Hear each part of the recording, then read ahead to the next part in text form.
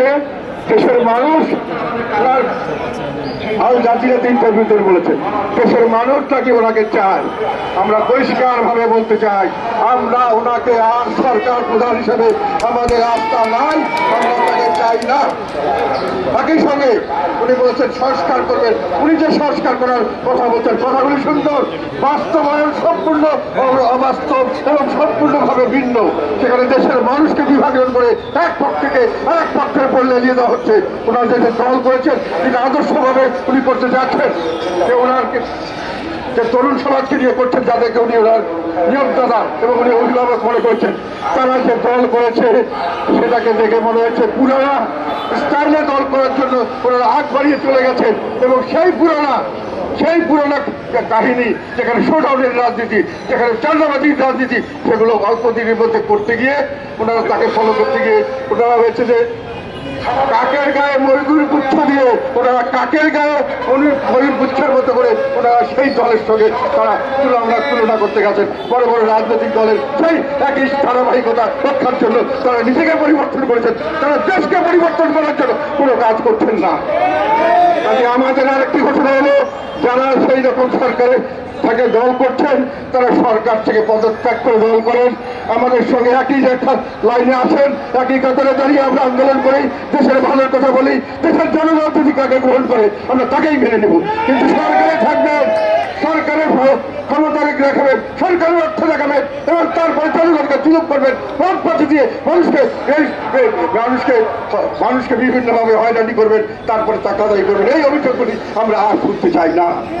সাংবাদিকদের কাছে আমার হচ্ছে কথা যে মানুষ রাজনীতি করতে গেলে সাংবাদিকরা অনেক ধরনের প্রশ্ন আমাদেরকে করে, সেই প্রশ্নের জন্য তাদেরকে সরকারি তাকে চাকরি ছেড়ে দিতে হবে, তাকে পদত্যাগ করতে হবে, তার নিউজ সেই চ্যানেলগুলো পর্যন্ত ভয়ে বন্ধ করে দিতে হবে।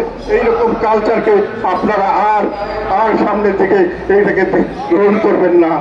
এটাই সময় পরিবর্তনের। আমরা এক ফেসিবাদকে বিদায় দিয়েছি, আমরা আরেকটি ফেসিবাদকে গ্রহণ করার জন্য নয়। আমরা এই নব্য ফেসিবাদের বিরুদ্ধে রুখে দাঁড়াতে চাই। দেশের জনগণ আমাদের সঙ্গে থাকবে, ইনশাআল্লাহ থাকবে। আমরা নব্য ফেসিবাদ এবং নব্য ফেসিবাদের দশান্তরকে ওই দেশের থেকে বিতাড়িত করব। দেশের জনগণের ভালো আমরা দেখেছি, সবসময় দেখেছি, এখনো দেখছি। আমাদেরকে শুধু কোনো কারণ ছাড়া আমাদেরকে রাজনৈতিক প্রক্রিয়া থেকে বের করে দেওয়ার চেষ্টা করা হচ্ছে, আমাদেরকে ভোটাধিকার থেকে বঞ্চিত করার চেষ্টা করা হচ্ছে, আওয়ামী লীগকে করা হচ্ছে। কেন যে করবেন? কোনো সময় কেউ দোষ করলে তার দোষটা তার নিজের দোষ, তার দলের দোষ না, তার ধর্মের দোষ না। সে ধর্ম হলে সেই খ্রিস্টান সবাই খারাপ, বৌদ্ধ সবাই খারাপ, তা নয়। বাংলাদেশে একটা খারাপ কাজ করলে বাইরে গিয়ে আমাদেরকে বলে বাংলাদেশ খারাপ, তার মানে বাংলাদেশে সব সেই খারাপ নয়।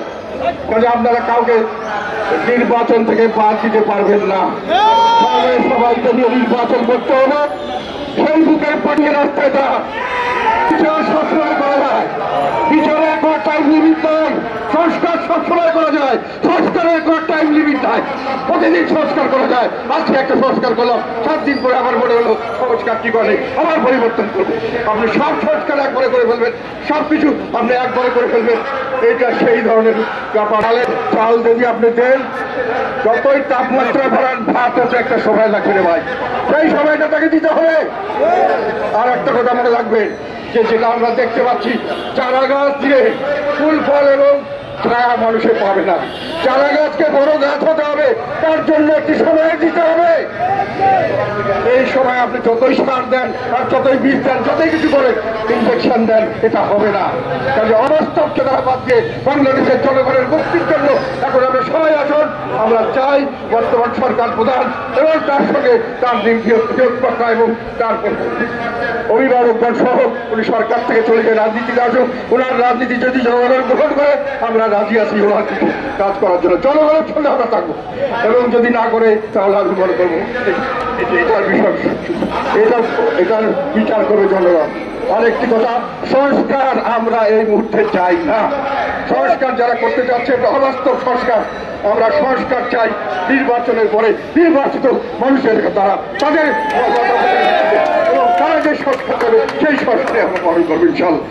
আমরা আজকে সারা দেশ আমাদের প্রকাশ দিয়েছি। কেন দিয়েছি? আমরা যে